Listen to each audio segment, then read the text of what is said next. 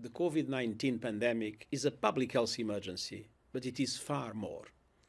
It is an economic crisis, a social crisis, and a human crisis that is fast becoming a human rights crisis.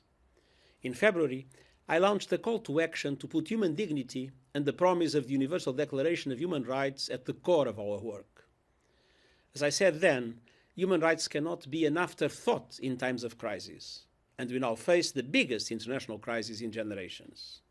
Today, I am releasing a report highlighting how human rights can and must guide COVID-19 response and recovery. The message is clear. People and their rights must be front and center. A human rights lens puts everyone in the picture and ensures that no one is left behind. Human rights responses can help beat the pandemic, putting a focus on the imperative of health care for everyone. But they also serve as an essential warning system, highlighting who is suffering most, why, and what can be done about it. We have seen how the virus does not discriminate, but its impacts do, exposing deep weaknesses in the delivery of public services and structural inequalities that impede access to them. We must make sure they are properly addressed in the response. We see the disproportionate effects on certain communities, the rise of hate speech, the targeting of vulnerable groups, and the risk of heavy-handed security responses undermining the health response.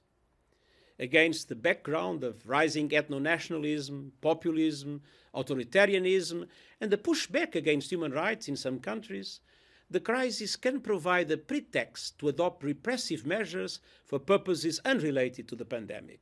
This is unacceptable. More than ever, governments must be transparent, responsive, and accountable.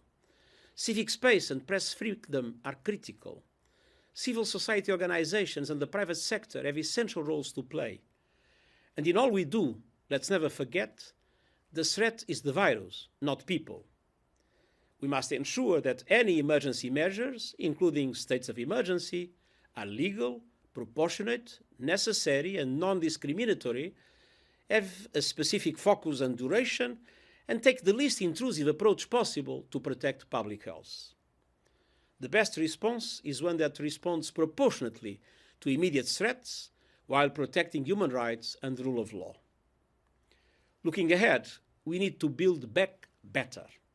The Sustainable Development Goals, which are underpinned by human rights, provide the framework for more inclusive and sustainable economies and societies.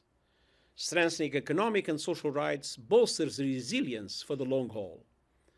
The recovery must also respect the rights of future generations, enhancing climate action aiming at carbon neutrality by 2050 and protecting biodiversity. We are all in this together.